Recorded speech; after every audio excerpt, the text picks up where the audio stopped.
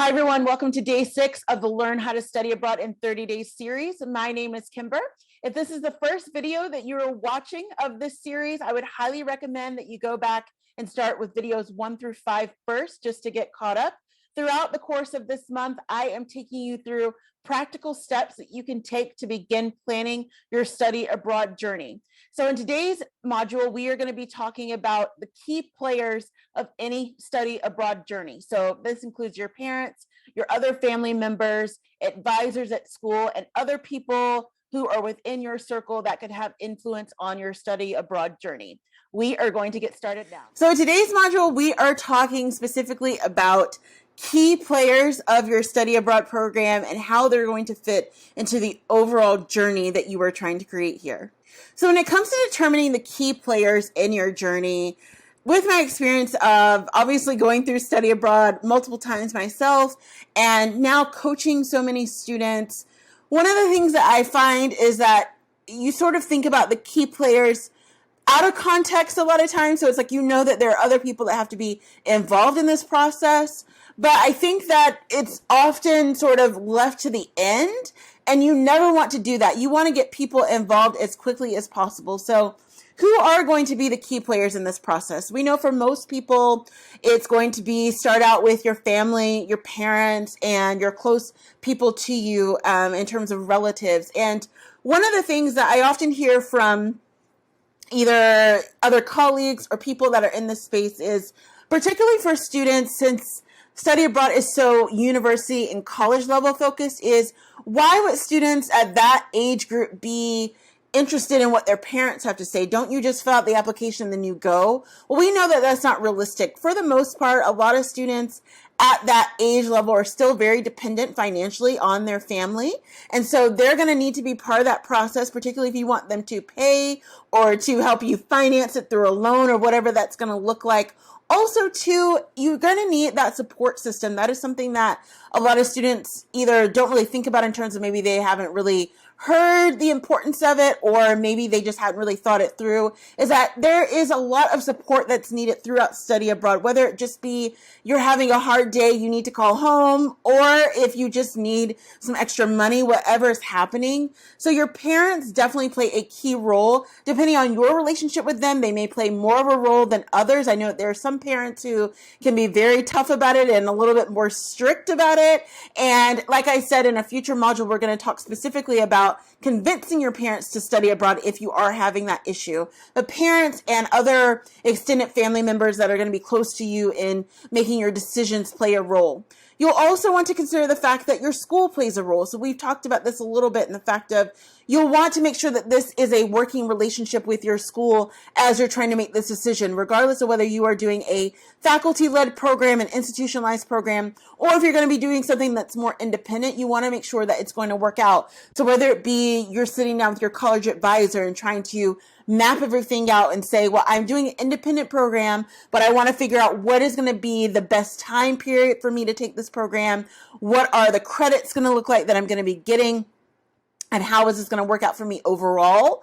You'll definitely want to have that conversation. If you are someone who receives financial aid, maybe scholarships or grants, we're going to go through financial aid in another module, then you will also want to have that conversation with your financial aid office and say, again, how does this look for me? Am I able to apply any of this aid to my study abroad opportunity, or am I going to have to find my own aid? You'll also just want to have that general conversation with someone at your school anyway, because people want to know what the people who are enrolled in their school are doing. And so that's a great way to kind of do it. If you are fortunate enough as well for your school to have a study abroad office, that's another place to go, not just for resources, but also to, even if you're not doing a faculty-led opportunity, this is a great way to maybe showcase what you are doing, and they may have the opportunity for other students to learn about that program. Maybe they had never heard about that program before. And so you'll want to just connect with the key players in that way.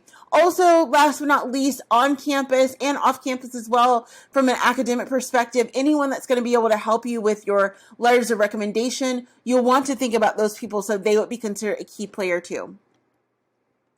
So what role will the key players have? So Financial aid and assistance is going to be an important one. So if you think about it from your parent or your family perspective, or as we were just talking about the financial aid office at school, you have to have the money that you need for your tuition and also to be able to live, whether it be for 5 weeks or 6 weeks or 3 months, however long you are away.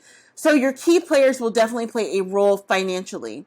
Also, approval of the program, whether it be from your academic advisor signing off on the program, to the ability to get your parents to approve of you going on the program. Your key players will have a say in that in the end.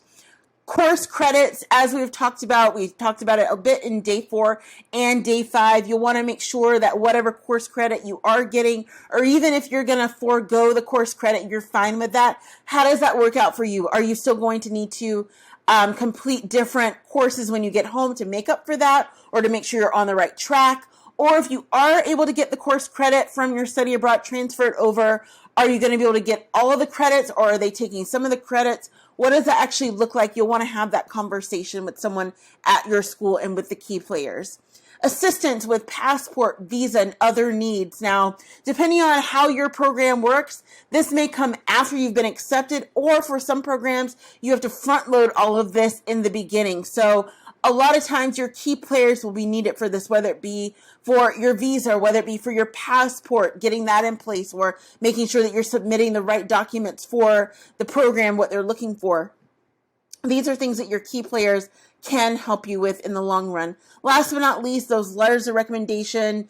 Any type of key player that's going to be within your ecosystem of what you're trying to do is going to be very important to this process. And we will also cover letters of recommendation in a forward coming module. So just keeping all that in mind, that it is not a solo effort. I know that most of us, particularly by the time we get to university and college, we're like, oh, I'm grown, I can do this. But you're going to need other help with this unless you're completely independent, which is great for you. But most students are not like that around the world. They need some type of support system. So you'll want to just keep that in mind.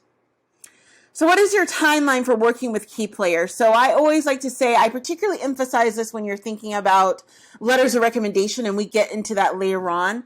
But no matter who you're working with in terms of the key players, you want to give people as much time as possible. So you don't just want to kind of come up with something and say, okay, it is the start of the month, and by the 15th of the month, I need to have all my applications in. So I need to have a conversation with my parents, and then I need to figure out how to get my transcripts, and I need to let the office at the school know. That's not going to work well for you. You need to give yourself as much leeway as possible. So it really is going to depend on when you want to go and what type of program you're doing, how much time you actually need.